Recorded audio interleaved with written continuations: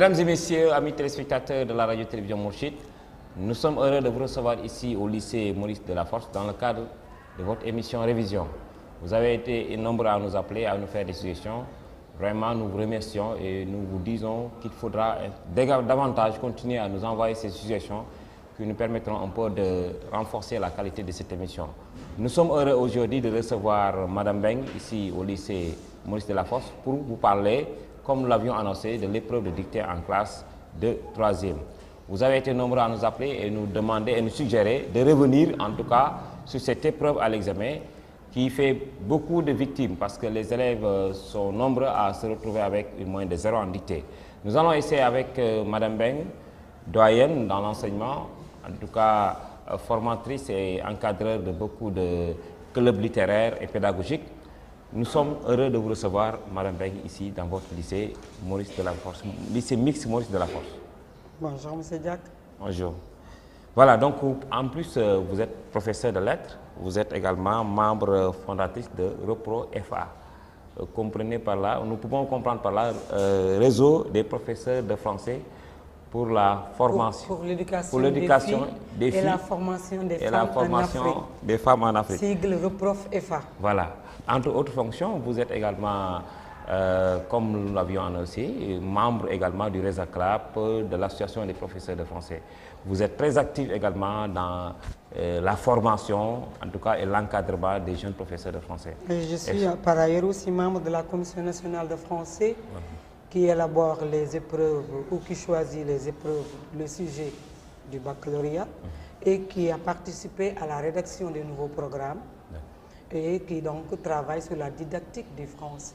Oui. Voilà, donc comme vous l'avez compris, en fait, donc c'est une personne très indiquée, très expérimentée pour nous parler un peu de cette épreuve. Madame Beng, qu'est-ce qui fait un peu, en tout cas, qu'est-ce qui fait que les élèves ont peur un peu de la dictée et qu'est-ce qui fait également que la dictée fait beaucoup de victimes à l'épreuve de l'examen en classe de 3e? Peut-être la peur des élèves pour la dictée s'explique par que à chaque fois il y a plus de 0 que de notes positives et peut-être c'est lié à plusieurs causes. La cause fondamentale, c'est que les élèves ne lisent plus. La lecture est fondamentale, non seulement pour préparer l'épreuve de la dictée, mais pour apprendre une langue. Pour l'apprentissage de toute langue, il faut lire les livres qui sont écrits dans cette langue, parler cette langue et écrire cette langue. Évidemment, la lecture, elle est de plus en plus reléguée au second plan, surtout avec l'avènement des nouvelles technologies. Mais ces nouvelles technologies, si elles permettent de lire en un temps record toute une œuvre ou tout un dictionnaire, c'est un boulevard ouvert sur toutes les lettres du monde. Et cette lecture, je dis, en ligne, comme on dit, ne permet que d'emprunter, si je peux m'exprimer comme ça, pour répéter peut-être Paul Valéry. Mais c'est dans le livre qu'on acquiert. Et une lecture permet d'acquérir le vocabulaire, permet d'acquérir ce qu'on appelle les subtilités du style, c'est-à-dire de la langue. La ponctuation, qu'ils ont tendance à oublier maintenant. Comment dirais-je, le vocabulaire, les règles de grammaire et de conjugaison qui sont appliquées dans ces textes-là. Donc les accords. C'est ça qui fait que peut-être il y a beaucoup de zéros maintenant dans l'épreuve de dictée, qui fait que c'est une terreur pour les candidats.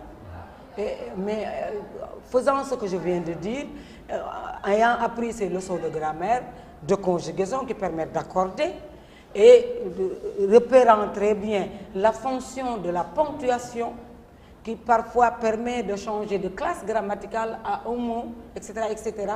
Plus maintenant, pendant l'épreuve de la dictée, une bonne écoute. Une bonne écoute qui permet de distinguer, par exemple, ce qu'est un verbe d'un participe et de distinguer même dans les éléments qui accompagnent le verbe. Parfois, on voit un candidat qui s'est trompé parce qu'il a entendu le jeu, mais il a accordé le verbe avec, par exemple, le complément d'objet qui est antéposé dans un temps présent. Et c'est la bonne écoute aussi qui permet de repérer les pièges de l'inversion du sujet. Par exemple, le sujet peut venir avant le verbe peut venir avant le sujet. Si on ne fait pas attention, on accorde le verbe au singulier, alors que le groupe nominal sujet est au pluriel. Exemple, dans la cour de l'école jouent les élèves. Voilà. Dans la cour de l'école, ils ont tendance élèves, à... Vous entendez seulement joue, vous précipitez, vous mettez E, alors que vous n'avez pas écouté venir les élèves qui est le sujet, groupe nominal sujet qui est au pluriel. Et aussi le lecteur. Ça aussi c'est bon, c'est à l'endroit de peut-être ceux qui font les examens aussi. Qu'un professeur de français doit développer une bonne diction, apprendre à bien dire les mots, à bien articuler. Et le jour de la dictée, par exemple, celui qui annonce, celui qui a tendance à commencer en haut et qui baisse progressivement, déroute les candidats. Du moment que le temps joue, il faut que donc celui qui lit aussi articule bien. Et la façon de dicter, lire tout le texte, demander au candidat d'écouter attentivement, ensuite de lire phrase par phrase, avant de commencer par dicter groupe de mots par groupe de mots. Bien articuler et dire aux élèves, ce sont les pauses de la voix qui vous permettent de mettre les virgules, parce que les points et les points-virgules doivent être dictés. Ça, c'est des ficelles que le candidat lui aussi doit utiliser, mais le fondamental, c'est d'abord la maîtrise des règles de conjugaison, de grammaire et l'écoute. D'accord. Maintenant, est-ce que vous partagez l'avis des gens qui disent que l'évaluation également de la dictée est assez rigoureuse? En tout cas, il y a une rigueur excessive dans l'évaluation. On corrige les accents, on corrige également la ponctuation, vous l'avez dit, et autant d'autres critères qu'en fait, sur lesquels repose justement l'évaluation de la dictée. Est-ce que c'est ce qui fait qu'il est difficile d'en tirer son épingle du jeu à l'épreuve de l'examen? Je ne dirais pas qu'elle est rigoureuse.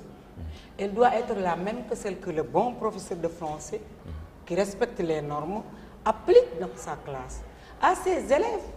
Parce que l'enseignement se base sur des programmes, se base sur des évaluations. Les exercices d'évaluation sont les mêmes, doivent être les mêmes. Les niveaux doivent être les mêmes de la 6e à la 3e. Il y a un programme défini, bien clair, qu'il faut appliquer. Et dans ce programme, il y a l'épreuve de dictée, depuis la classe de 6e, même depuis l'école élémentaire. Maintenant, j'ai eu dire qu'on est en train de la supprimer à l'entrée en 6e, ce qui est une aberration. Je m'excuse, mais c'est une aberration. Parce qu'une dictée, ça fait appel à plusieurs compétences. L'écoute, l'attention, l'éveil, la rigueur dans l'écriture. Vous voulez écrire élève. Il y a élève, on écrit E accent aigu, L, E accent grave, V, E. Vous le faites, vous êtes candidat en dictée. L'autre qui écrit E, L, E, V, E. Vous voulez qu'ils reçoivent la même note. Quand on lit la deuxième orthographe, c'est élève. Élève, élève. Élève n'est pas élève. Donc, si l'enseignant applique les règles dans sa classe avec ses élèves, jusqu'à ce que ça devienne un non-automatisme pour ses propres élèves, si ces élèves vont en dictée, ils appliquent les mêmes automatismes, c'est-à-dire les accents font partie des marques qui permettent de prononcer les mots dans la langue. On ne peut pas délibérément les piffer, excusez-moi le terme, de l'orthographe et dire que c'est des questions. J'ai assisté à une délibération justement, à un entretien d'orthographe et ils m'ont dit carrément, madame, si vous vous mettez à compter la ponctuation, à compter les accents, les élèves n'en sortiront pas. J'ai dit, qu'est-ce que vous voulez? C'est une langue, on applique les normes de la langue. Maintenant, la ponctuation, elle ne compte. Les accents et les points ne comptent que pour 2 points, jusqu'à concurrence de 2 points dans une dictée. Ça, il faut le savoir. D'accord, d'accord. Chaque faute, c'est un quart. Donc 8 quarts pour enlever 2 points et on s'arrête. D'accord. Mais il faut que les gens apprennent ou réapprennent à ponctuer justement la langue. Mettre les accents sur les mots, les points sur les i et les barres sur les t. ce que les élèves ne font plus et les professeurs laissent passer, ce qui explique en partie cette hécatombe en orthographe au BFM. D'accord. Maintenant, on peut revenir également sur l'examinateur. Vous savez, il y a une responsabilité de celui qui est appelé également à dicter. Oui. Dans la prononciation, dans l'accentuation et dans la également rigueur au niveau de la ponctuation. Bien articuler les mots. Bien articuler les mots et respecter les pauses qui sont commandées par la ponctuation. C'est-à-dire, virgule ne se pose pas de la même façon que le point. Et en général, même le point, on le dicte. Le point virgule, on les dicte. Et les points d'exclamation. Maintenant, même les points d'exclamation, l'élève, s'il a été initié, il peut deviner. Parce que l'intonation n'est pas la même. D'accord. À l'épreuve, par exemple... Vous avez fait cela? Vous avez fait cela? Chapeau. Oui. C'est pas la même chose. Oui, c'est vrai. C'est vrai. Donc, et que le texte également, c'est comme un bon examinateur doit même savoir suivre la mélodie du texte. C'est ça. C'est comme s'il y avait un rythme. Il doit pouvoir dramatiser le texte. D'ailleurs, un bon lecteur, c'est comme un acteur. Il doit pouvoir dramatiser le texte. Et s'il le lit bien, une bonne lecture permet une compréhension partielle déjà du texte avant qu'on entre dans le sens des mots. Voilà. On peut revenir également sur un élément essentiel. Vous dites que même il y a une manière de dicter. C'est des règles conventionnelles. C'est des règles. Voilà. D'ailleurs, quand on vous donne le sujet, on vous donne le texte à dicter, on vous met ces éléments-là en chapeau, en guise de chapeau. Voilà ce qu'il faut faire. Mais un prof chevronné qui a l'habitude de dicter dans sa classe, il n'a même pas besoin qu'on lui rappelle l'obligation d'application de ces règles-là. Maintenant, vous voyez ce que ça fait. Je n'ose pas m'avancer sur ce terrain-là. Voilà. Mais il y a trop de laisser-aller d'une part et d'autre, de la part des élèves. Et si le prof n'est pas rigoureux, ça continue et ça devient une habitude qui devient une seconde nature. Ne plus mettre les accents, faire 4 phrases sans ponctuation, on laisse passer. Les élèves reproduisent le même comportement à l'examen. Et du moment que l'examen là, il est là pour sanctionner, parce que c'est un nombre de candidats et on en prend les meilleurs. Il faut préparer son élève à être le meilleur. D'accord. Il n'y a pas de miracle. D'accord. Maintenant, vous, en tant que formatrice, en tant qu'également quelqu'un qui s'active dans l'encadrement, est-ce que vous faites des formations, en tout cas des séminaires, visant à former même les gens qui sont appelés à dicter à l'examen? Je ne sais pas s'il y a des... Maintenant, je vous rectifie un peu. Oui. Les formateurs et les formatrices, ce sont les CPI, les professeurs, les conseillers pédagogiques itinérants, les professeurs de spécialité et les inspecteurs généraux. Et les professeurs qui sont à l'école normale, à la FASTEF, je suis habituée à cette appellation parce que je suis passée par là quand j'étais l'école normale, maintenant c'est la FASTEF, la faculté. Mais peut-être nous sommes des encadreurs dans nos classes, nous professeurs en main. En ce moment, j'ai 2 stagiaires. L'un vient de partir parce qu'il a cours à la FASTEF justement, c'est pourquoi il n'est pas là. Nous faisons des séminaires, mais aussi tous ces problèmes-là, en dehors des séminaires même, peuvent se régler à l'intérieur des différents établissements à travers les cellules pédagogiques.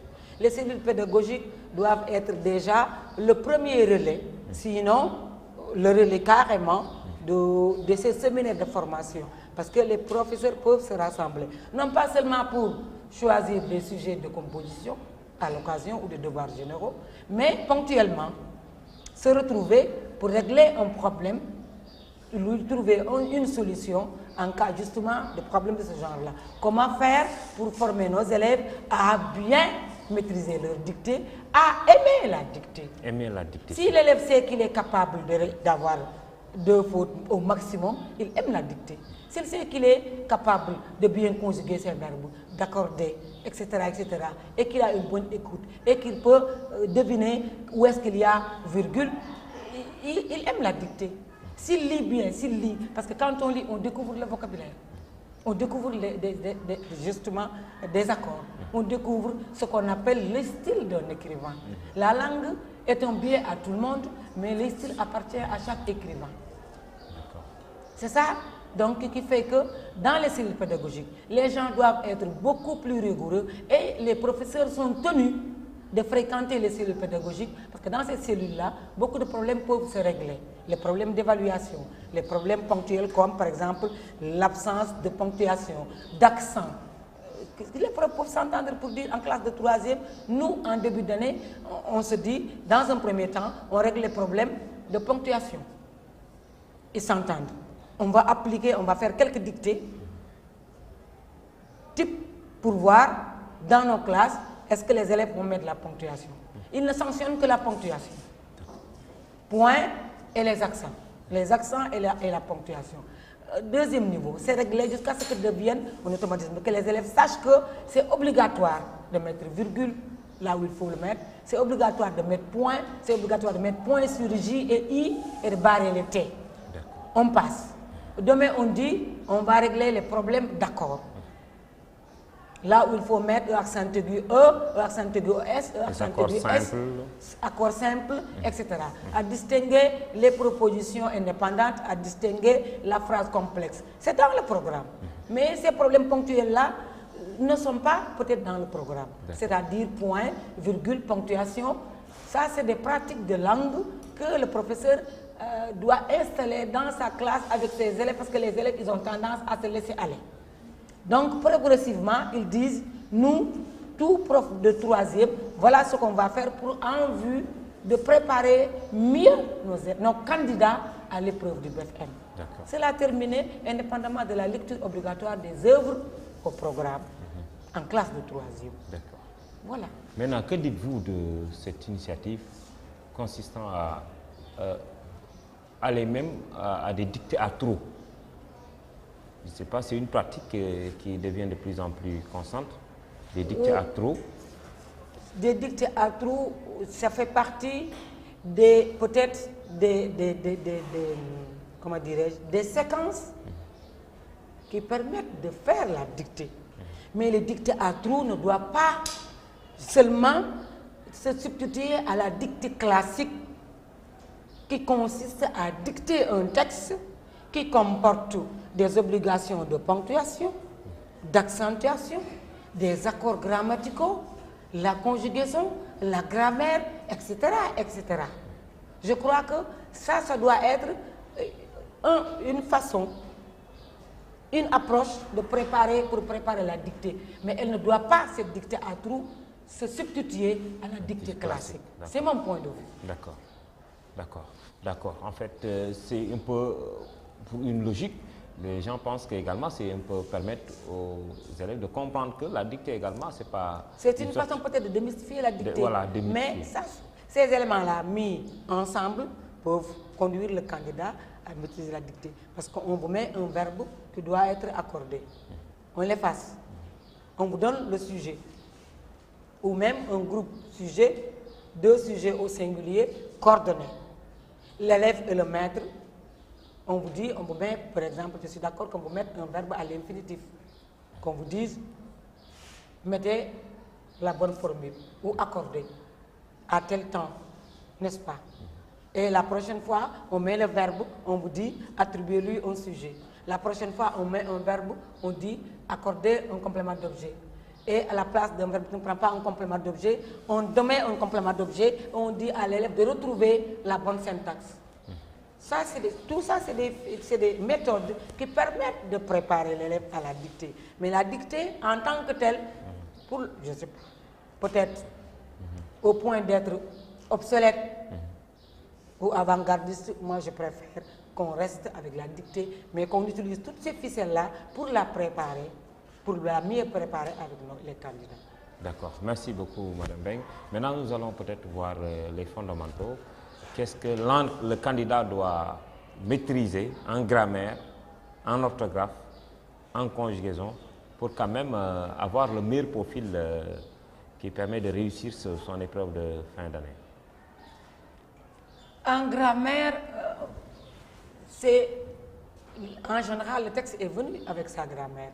Le texte vient, le texte qu'on dicte, il est là avec sa grammaire. C'est les accords. On vous dit les, vous oubliez S. Vous n'avez pas mis les. Le verbe... Là, c'est une faute entière. Mais c'est une faute de grammaire. Maintenant, ce n'est plus 4 points, c'est 2 points. 2 points, d'accord. Même la faute d'orthographe qui change la prononciation du mot est notée au même pied que la faute de conjugaison et que la faute de grammaire. À l'époque, c'était 4 points. 4 points. Mais depuis des années, c'est 2 points. Oui. C'est depuis des années, c'est 2 points. D'accord. Demi-faute, c'est un demi-point ou 1 point. Les candidats qui pensent maintenant que un S, c'est peut-être par... mais vous changez le statut. Vous changez la classe. Les enfants, vous n'avez pas mis enfant S, c'est un oubli. Non, mais on ne doit pas oublier. Parce que si vous mettez les enfants, ce qui est grave encore, c'est que vous avez mis les, qui est le déterminant. Il doit avoir le même statut que le mot qu'il détermine, le substantif pluriel. Vous avez mis S au déterminant, vous oubliez le S au substantif. Vous changez la classe grammaticale. Et vous voulez accorder le verbe ENT. Les enfants travaillent. Oui. Vous ne mettez pas S à enfant, vous mettez ENT à travail. Il y a problème. Il y a problème. Les enfants, vous mettez enfant S, vous oubliez, vous mettez le enfant. Alors qu'enfant a pris S. Il y a problème. Donc c'est une question d'abord d'harmonisation, de cohérence. D'entendement même. C'est pourquoi je dis l'écoute. Si l'oreille déjà sent qu'il y a dichotomie, il y a forcément sanction quelque part, il faut qu'on sanctionne. La langue ne nous appartient pas. Et là, c'est normal. La sanction n'est pas assez sévère. Par exemple, l'élève oublie de mettre, d'accorder 5 mots parce qu'il y a un S qu'il a oublié et il se retrouve avec 0. Parce que c'est 5 fois 2. Oui, mais non, c'est 2 fois 5, ça fait 10. Il a encore 10. Voilà, il a 10. Il a encore 10. S'il en fait 10, il a 0. S'il en fait 10, maintenant, il a 0. Mais parce que, comment voulez-vous, un texte qu'on a donné à un élève de 3e, il y a des normes pour choisir la dictée. Elle ne doit pas dépasser tant de lignes. Elle ne doit pas comporter plus de difficultés. Tout cela est réglementé par le programme. D'accord. Donc, un élève moyen qui a été préparé de façon correcte, il peut se retrouver au moins avec 10 en dictée. Et le texte suivi de questions vient contribuer. Il ne faut pas que les élèves aient peur de faire la dictée. Il faut que les élèves se préparent à faire la dictée comme ils la font en classe. S'ils la font bien en classe, le professeur continue à leur faire dicter. C'est que les gens pratiquement ne font plus dicter. Moi, par exemple, je ne sais pas, même récitation, alors que ça fait partie de tous ces éléments qui permettent de maîtriser la récitation travail, l'articulation, la récitation travail, l'intonation, la récitation permet de travailler l'addiction, la récitation permet de travailler la dramatisation, voilà.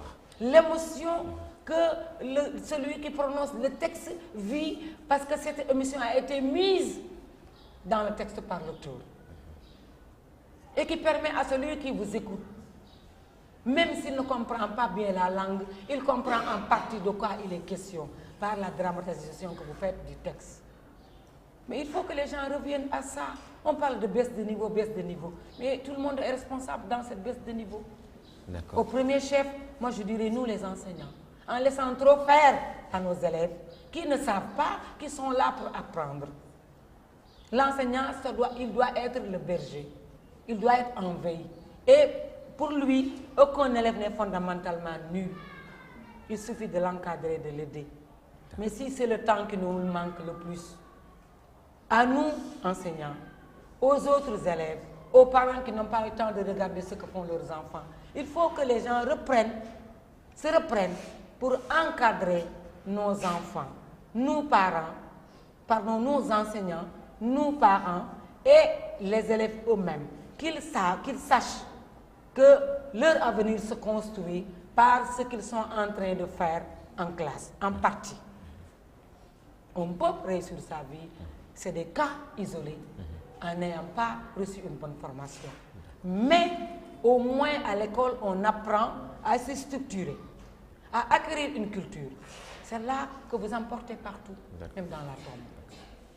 D'accord. Maintenant, autre aspect, ce n'est pas justement pour défendre les élèves, oui. Mais est-ce que réellement, l'épreuve de l'examen, c'est l'examen, c'est la fin d'année. Il y a L'épreuve autant de fin d'année. Oui. L'examen du BFM. Oui. Il y a trop de pression. Les parents attendent les résultats. L'élève est un peu perturbé. Il oublie un S. On lui enlève, on lui enlève 2 points. Donc, quelque part, en fait, est-ce que c'est à ce niveau-là qu'ils disent qu'il y a trop de rigueur dans la correction, dans l'évaluation? Mais dans toute éducation, il doit y avoir de la rigueur, sans tyrannie. On vous dit, on vous a appris que le pluriel, dans un mot, en général, se matérialise par S. Pour d'autres mots, c'est X. Sauf les cas rares où le mot se termine déjà par Z, on ne met pas déjà, il n'y a plus de marque de pluriel. Et en général, ces mots-là, ils sont entendus dans justement le singulier. Par exemple, le nez, N-E-Z. Mais si on vous a enseigné qu'il faut mettre la marque de pluriel et qu'une fois vous avez fait manquement, l'enseignant dans la classe où il n'y a pas de pression, il faut que les élèves, je crois qu'il faut qu'eux-mêmes et les enseignants avec apprennent à démystifier l'atmosphère de l'examen. Et d'autant plus que, déjà, je crois que dans les établissements, il y a ce qu'on appelle les évaluations groupées, collectives. En devoir général, on prend tous les élèves de la classe de 3e auxquels on donne un sujet de dictée, une dictée commune. Ensuite, il y a une rédaction commune. Et on les met dans cette atmosphère. C'est tel jour, tout le monde fait dictée à telle heure, et on respecte le timing même de la dictée. On le fait pour le premier semestre, on le fait en devoir général, on le fait pour le 3e semestre. L'élève doit apprendre le jour de l'examen, c'est un autre jour, mais il faut que l'élève ait été préparé à cette atmosphère, qu'il apprenne à démystifier cette atmosphère. S'il y va confiant, il n'y a pas ce stress-là dont on parle. Mais il faut que cela soit installé au fur et à mesure, tout au long de l'année.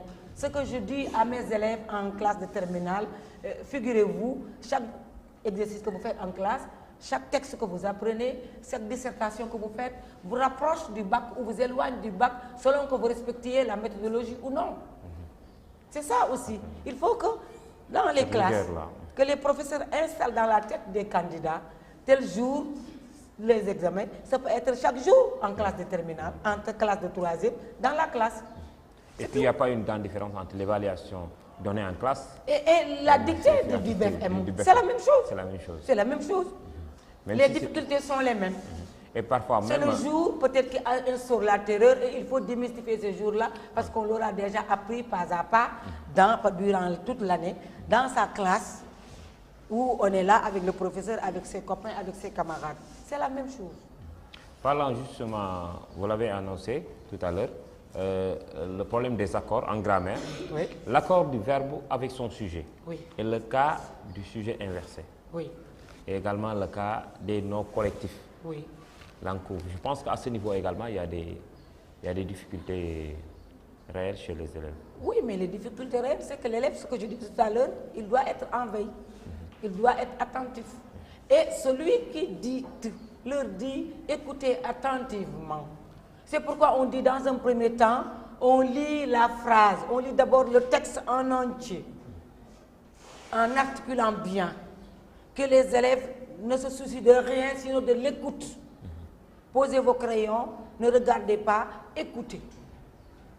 Une bonne lecture, bien articulée, en appuyant sur là où il doit y avoir des pièges.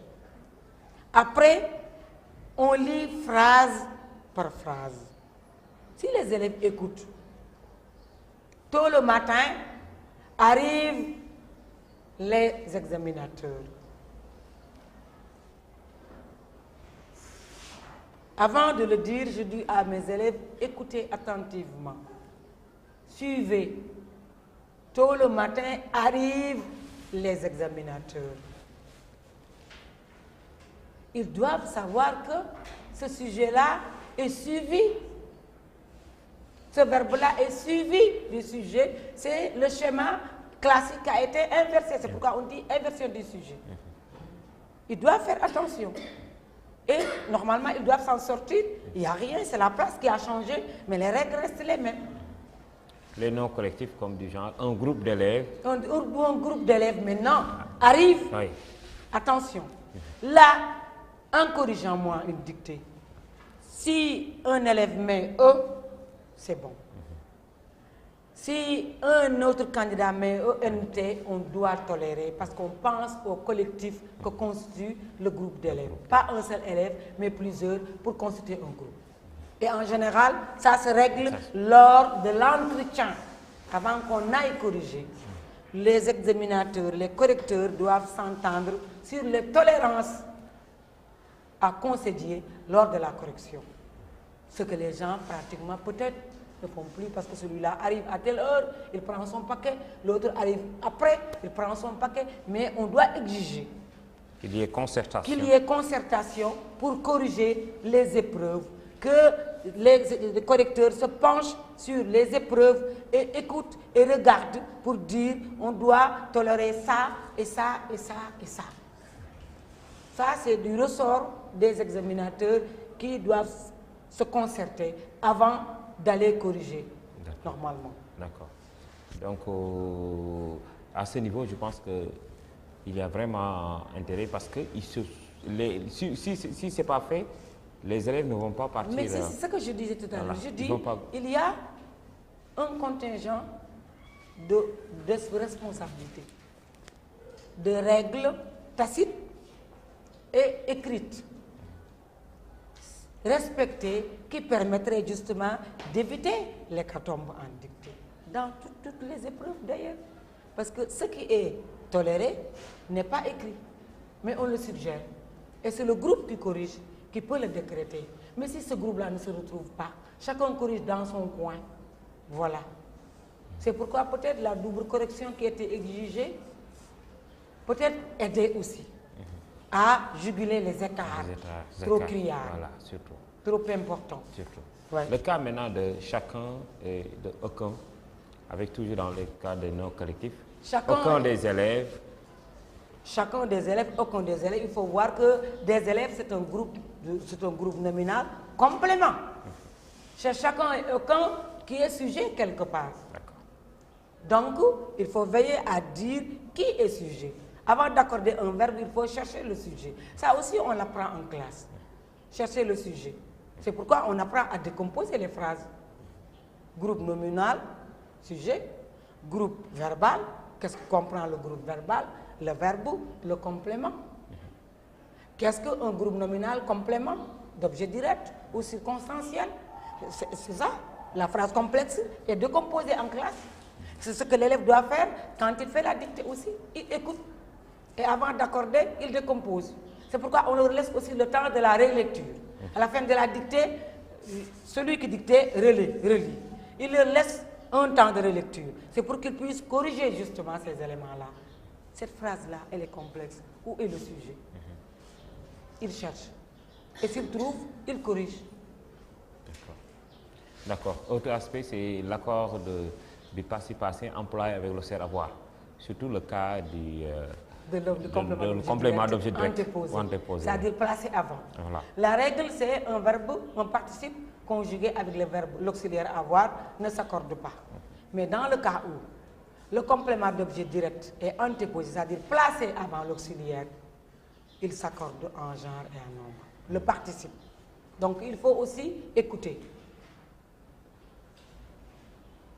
Et pour que l'élève s'en sorte, peut-être il doit faire ce qu'on appelle peut-être un problème de substitution. Par exemple, les règles qu'il m'a prêtées.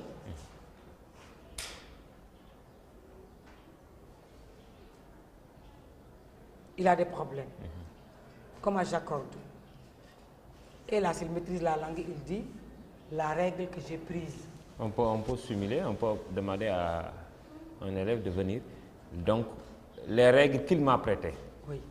On va essayer d'accorder, prêter. Qu'est-ce que ça donne? Qu'est-ce qu'il peut accorder les règles qu'il m'a prêtées? Nous avons ici conjugué avec l'auxiliaire avoir, mais le complément d'objet direct est placé avant le participe. Tu peux, tu appelles, prêter. Venez Tu viens au tableau. Appuie bien sur la craie. Les règles. Mets bien l'accent grave de règles. Voilà. Qu'il m'a prêté.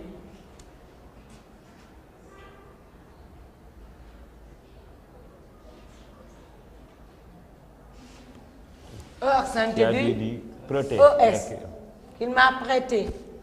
Tu n'as pas mis l'accent sur prêter. Le verbe prêter, c'est quoi? C'est chapeau, accent circonflexe. Voilà. Tu soulignes prêter. Souligne prêter. Pourquoi prêter? Pourquoi tu as mis accent aigu ES?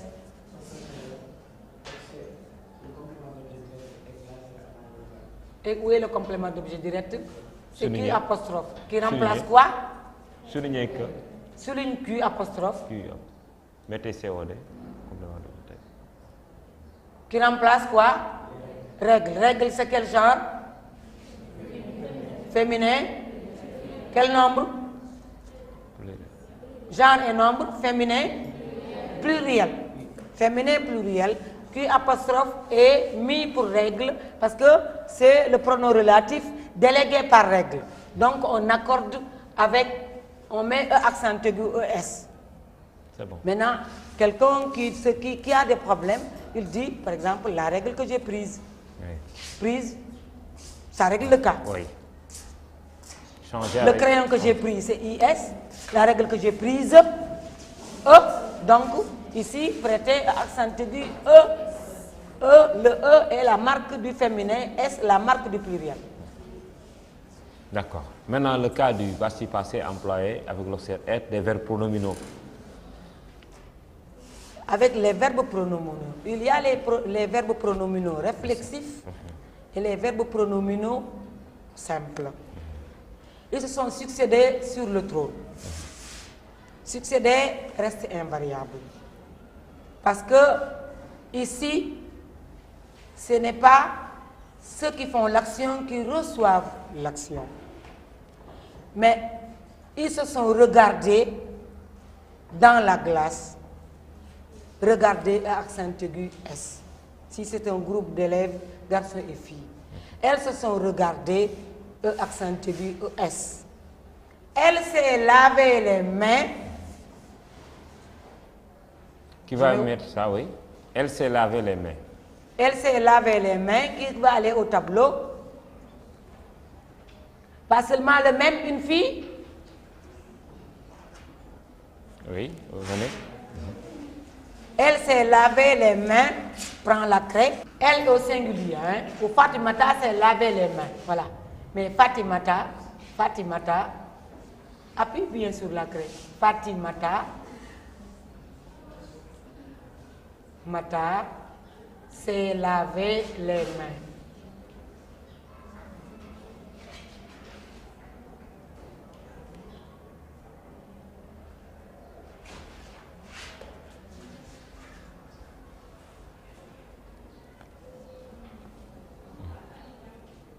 Souligne lavé. Souligne lavé. Alors, tu cherches dans cette phrase le complément d'objet. Les mains. Regarde comment tu as accordé laver. Si tu accordes laver avec main, qu'est-ce que tu aurais dû mettre? Est-ce que c'est avec main qu'il faut accorder c'est laver? Non. C'est-à-dire, Fatimata s'est lavé les mains de qui? De Fatimata. Ici, c'est le possessif. C'est laver les mains.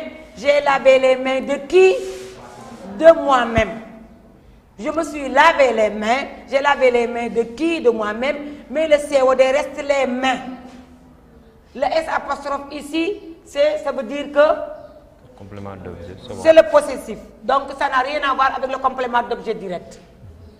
Donc laver ne s'accorde pas comme cela. On met seulement un accent aigu tout court.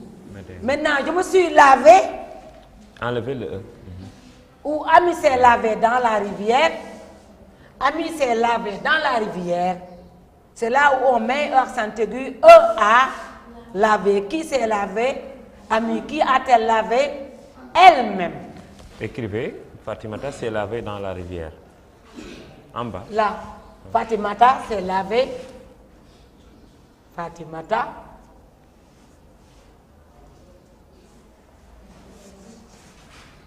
S'est lavée dans la rivière. Dans la rivière.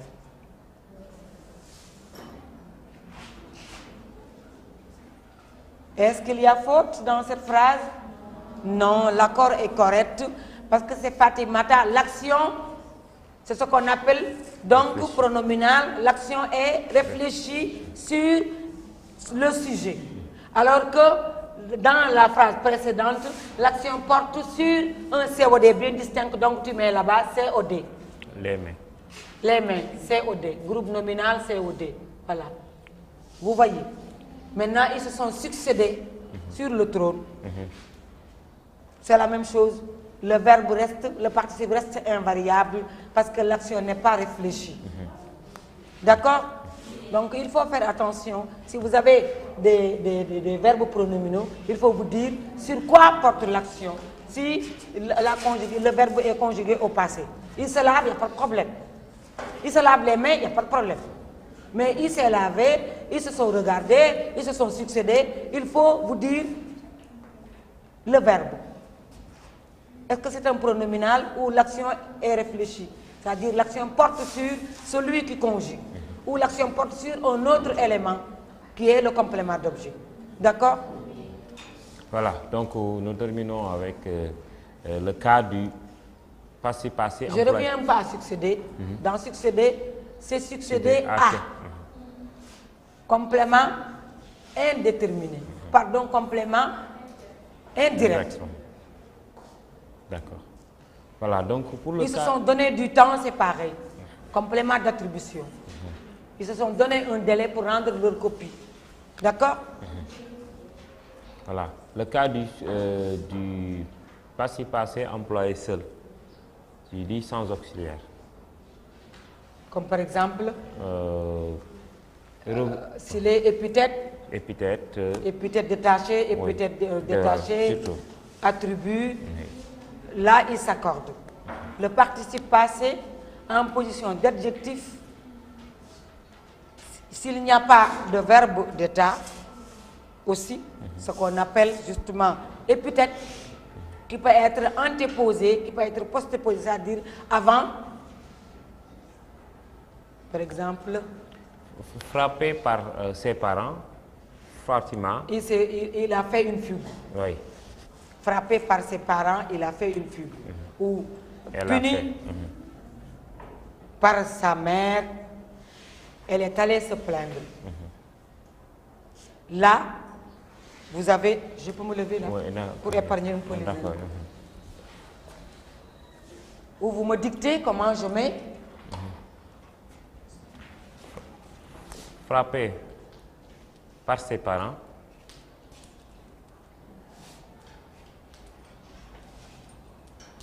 Fatima pleure. Fatimata pleure.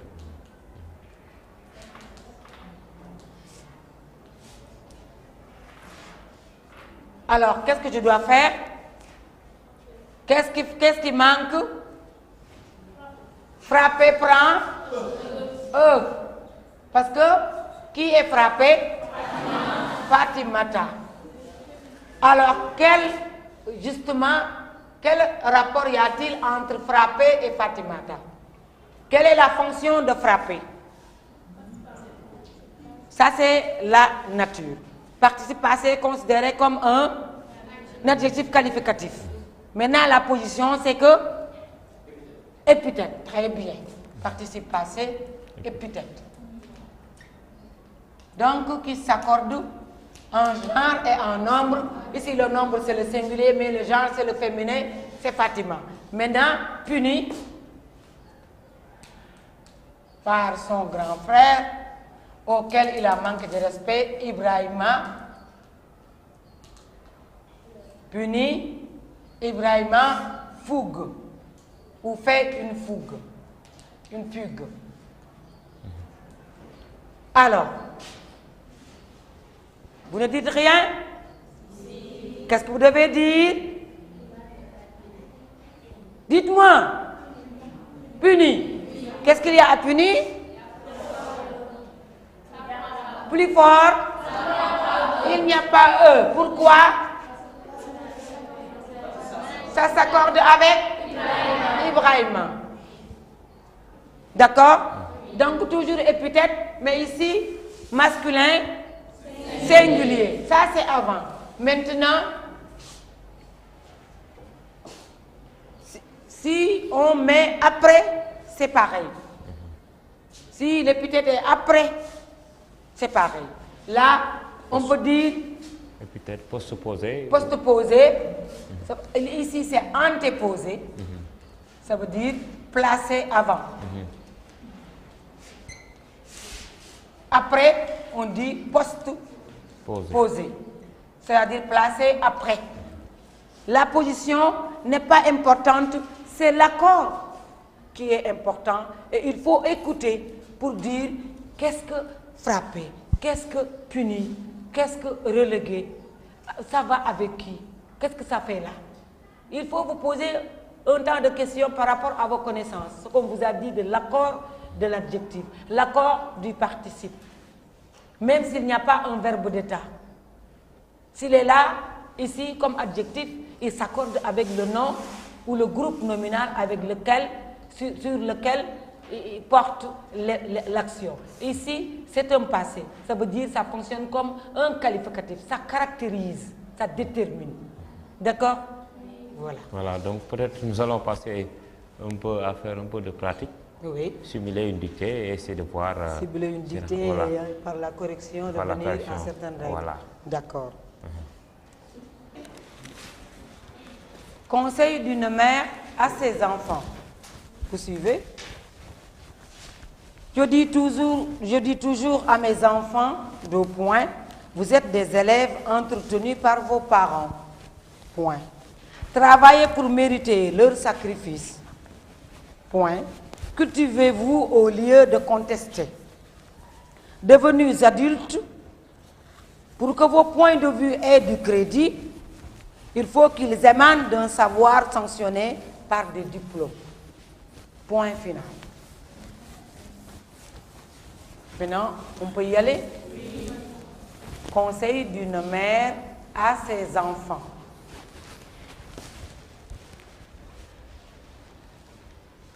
Je dis toujours à mes enfants, deux points.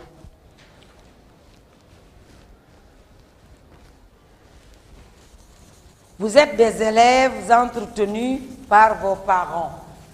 Point. Je dis toujours à mes enfants, deux points, vous êtes des élèves entretenus par vos parents. Travaillez pour mériter leur sacrifice. Travaillez pour mériter leur sacrifice. Point.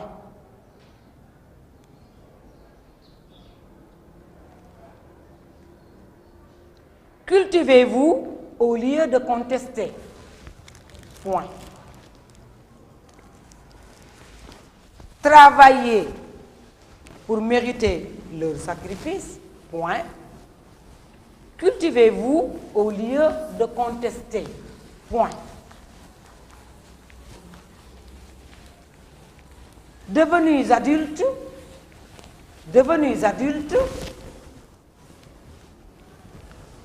pour que vos points de vue aient du crédit, devenus adultes, pour que vos points de vue aient du crédit, il faut qu'ils émanent d'un savoir sanctionné par des diplômes. Vous m'écoutez relire cette longue phrase. Devenus adultes, Pour que vos points de vue aient du crédit, il faut qu'ils émanent d'un savoir sanctionné par des diplômes. Point final. Devenus adultes, pour que vos points de vue aient du crédit, il faut qu'ils émanent d'un savoir sanctionné par des diplômes. Point final.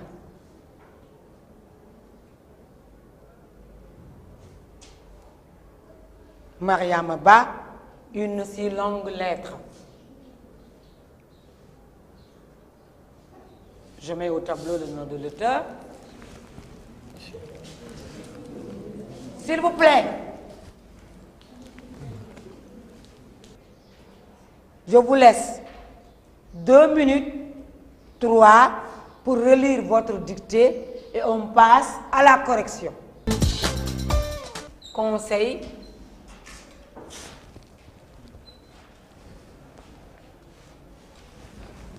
D'une mère à ses enfants.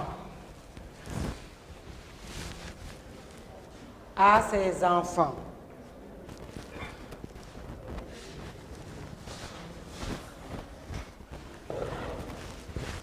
Ça, c'est le titre. Je dis toujours à mes enfants. Je dis toujours à mes enfants. Je dis toujours à mes enfants, 2 points.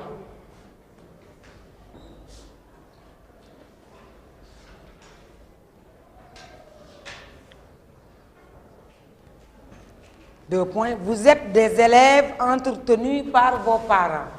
Vous êtes des élèves entretenus par vos parents. Est-ce qu'il y a les guillemets? Je n'ai pas dit ouvrez les guillemets. Ce serait une faute de ponctuation. Vous êtes des élèves entretenus par vos parents.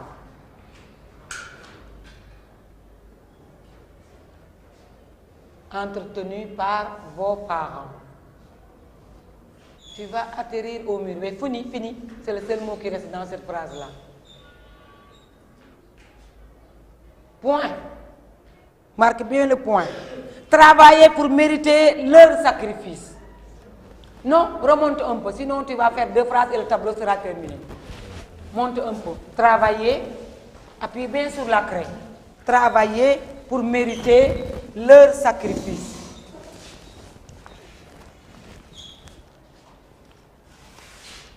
Travailler pour mériter leur sacrifice.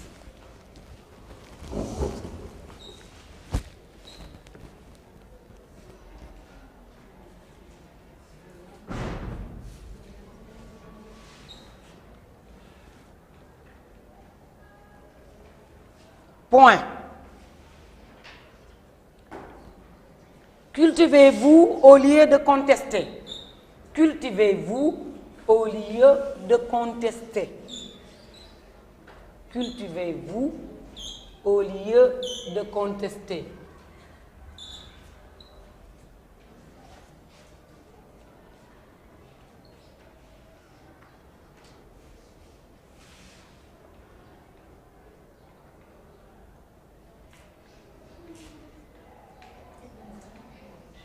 Au lieu de contester. C'est bien Mansour. Qu'est-ce qui manque maintenant? Point. Marque-le bien. Marque-le bien. Maintenant, tu viens, Rosalie? Merci, Mansour. Après, on va apprécier les filles. D'accord? Tu prends la langue pour la toi. Devenu adulte, qu'est-ce que tu dois mettre toi-même? Écoute-moi lire et relire la phrase. Écoute-moi. Tu m'écoutes? Devenu adulte, pour que vos points de vue aient du crédit, pour que vos points de vue aient du crédit, pour que vos points de vue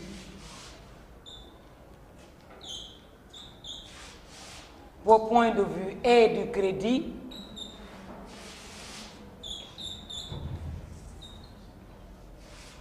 Crédit. Pour que vos points de vue aient du crédit,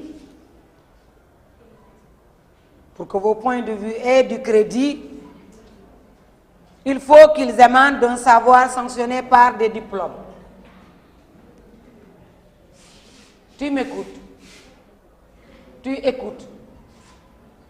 Pour que vos points de vue aient du crédit, il faut qu'ils émanent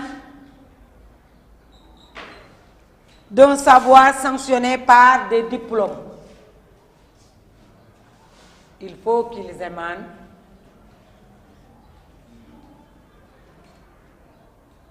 d'un savoir sanctionné par des diplômes.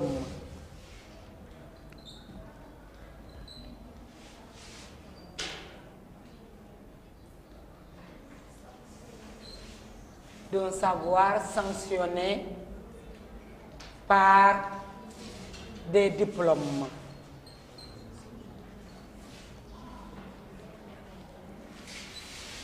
Point final. C'est bon? Relis ta phrase. Prends du recul et relis ta phrase. Attention, ne heurte pas monsieur. Pousse de l'autre côté. Mets-toi à l'écart. Devenu adulte, pour que vos points de vue aient du crédit, il faut qu'ils émanent d'un savoir sanctionné par des diplômes. Il faut qu'ils émanent d'un savoir sanctionné par des diplômes. Regarde ta phrase.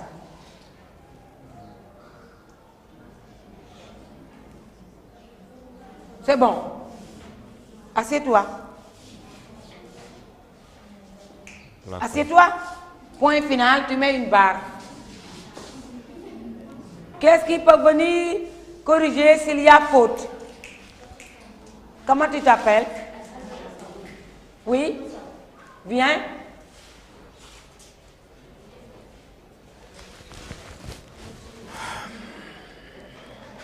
D'abord, on commence par conseil d'une mère à ses enfants.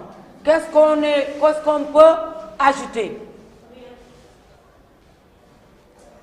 Si on n'ajoute rien à conseil, ça veut dire qu'on a considéré qu'elle donne un conseil. Sinon, on peut mettre, parce qu'en général, on donne des conseils. D'accord? On peut laisser comme ça, comme on peut mettre au pluriel.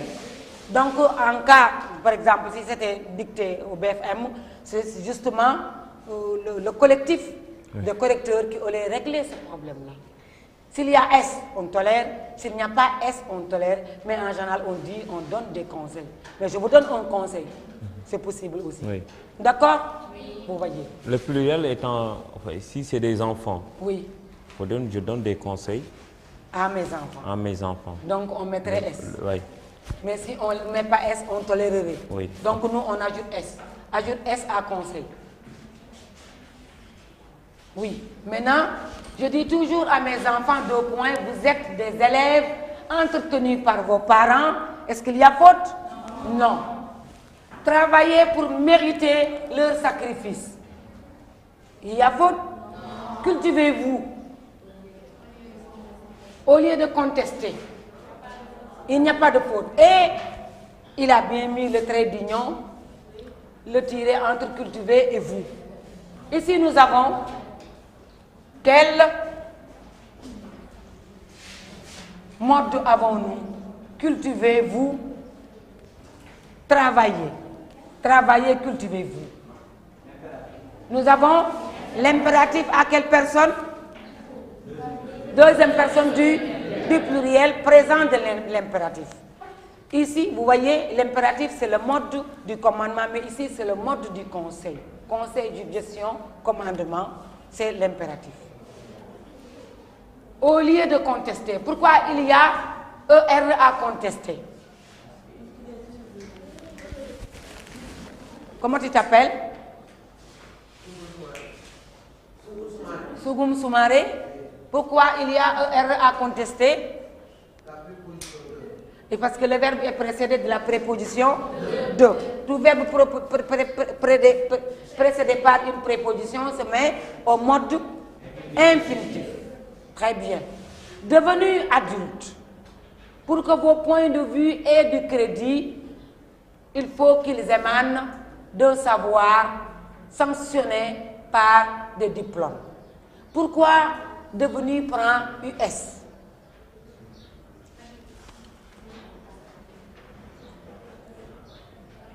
Pourquoi adulte aussi prend S? Ça sous-entend mes enfants. Le groupe participial devenu adulte s'accorde avec mes enfants. Tout le monde a compris? Et il y a virgule parce que j'ai mis une pause quand je dictais la phrase. Pour que vos points de vue aient du crédit. Est-ce qu'il y a faute quelque part? Ou vue? On dit un point de vue, vue E. La vue. Tu te l'améliores avec une paire de lunettes. Maintenant, et du crédit. C'est quel verbe? À quel mode? À quel temps?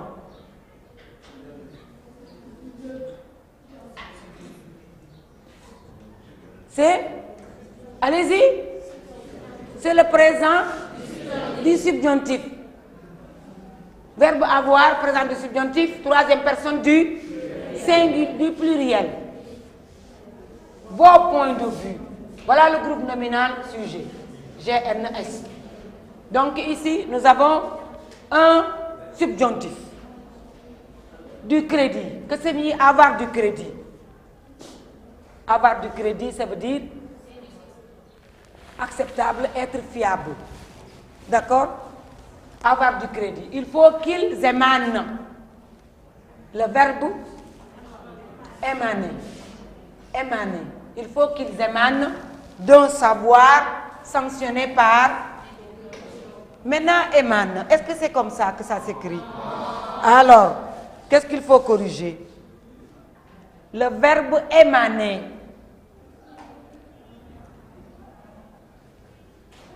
Vas-y. Tu sais? Allez. Non. Émaner, c'est E accent aigu, M-A-N-E-N-T. Il faut qu'il mis pour point de vue. Point de vue.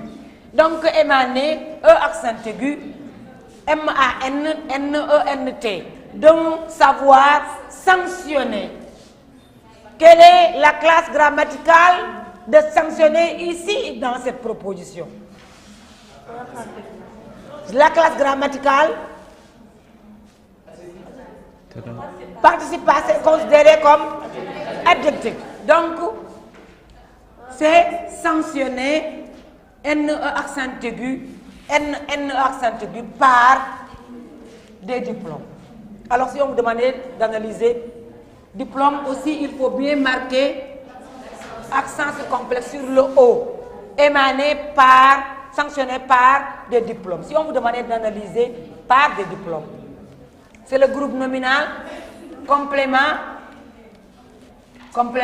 de moyens. Sanctionné par quoi? Par des diplômes. Sanctionné. Pardon? Sanctionné. Très bien. S-A-N, c'est la sanction. Ça veut dire couronner ici. Ce n'est pas la même chose que votre dictée a été sanctionnée d'un 0 où on vous a sanctionné de 2 jours parce que vous avez été indiscipliné à l'endroit de votre professeur. S'il vous plaît. Sanctionner ici signifie couronner.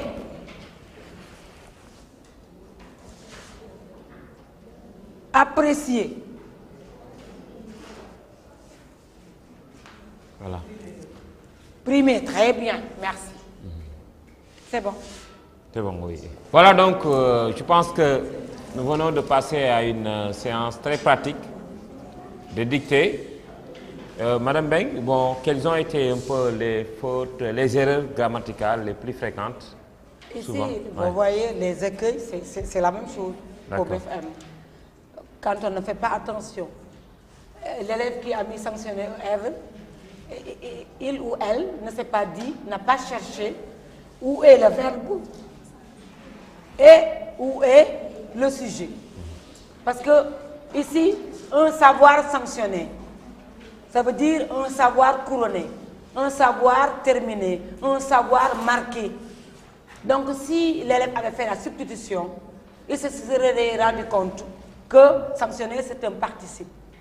De même que devenu adulte, il faut réfléchir pour aller chercher qu'est-ce qui devient adulte. C'est pas pour rien que j'ai inventé un titre. C'est moi qui ai inventé le titre Conseil d'une mère à ses enfants. Pour que justement, ils sachent que déjà le mot est déjà au début de la dictée. Le titre a aidé à comprendre ce que je dis, ce que la mère dit dans le texte. C'est pourquoi ils ont, la plupart, ils ont accordé, ils ont compris que travailler, cultivez-vous, c'est parce qu'on donne des conseils. D'accord. Donc, ce que tout à l'heure, ce qu'ils ont fait, c'est ce que j'ai appliqué dans la dictée. D'accord.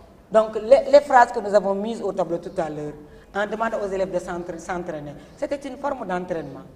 Ils ont appliqué les mêmes règles à écouter et à voir qui s'accorde avec qui s'accorde avec quoi.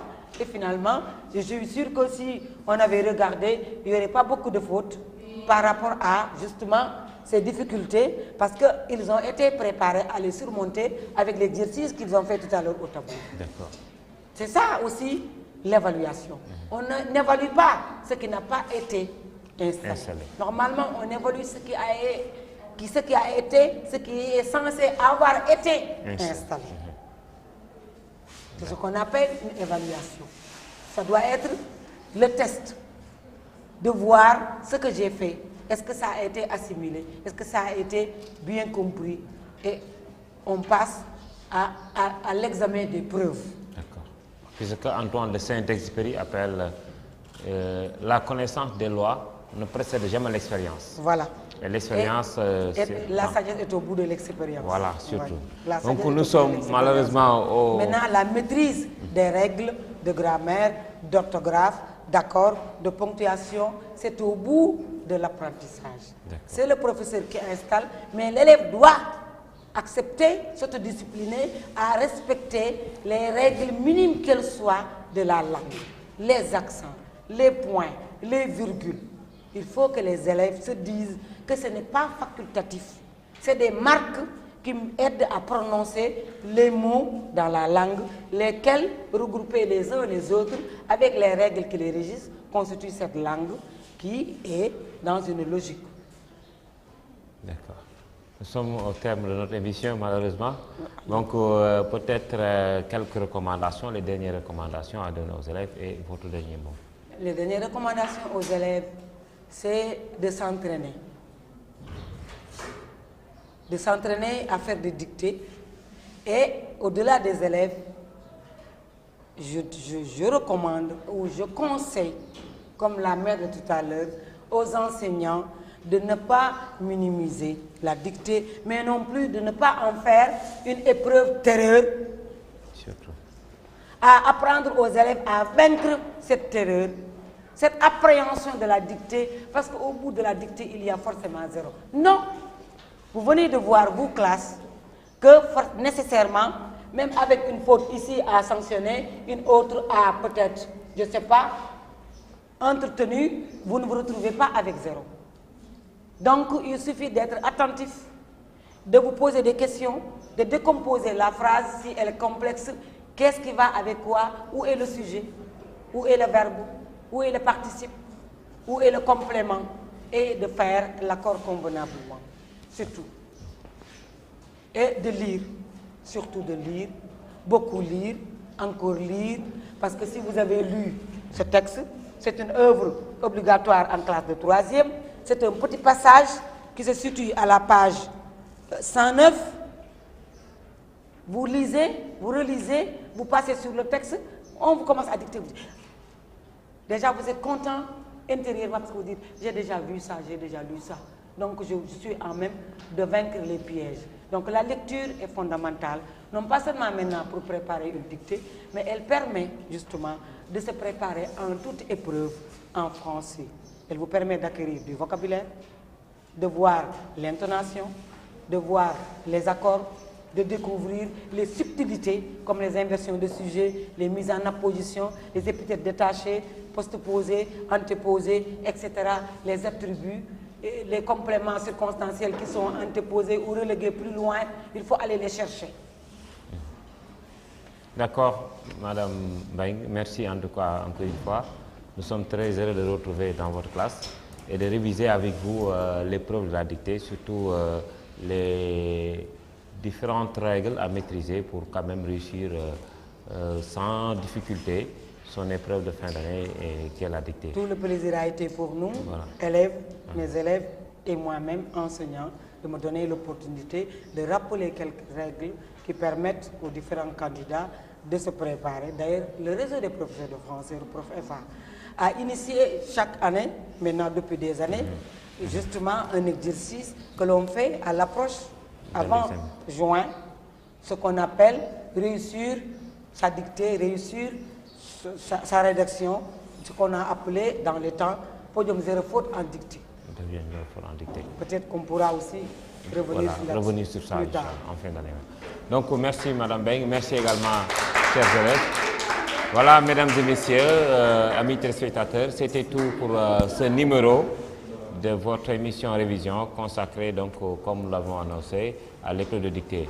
Merci et à très bientôt dans une semaine pour un autre numéro. Merci et bonne suite de programme sur votre chaîne des valeurs Mourchid TV. Merci.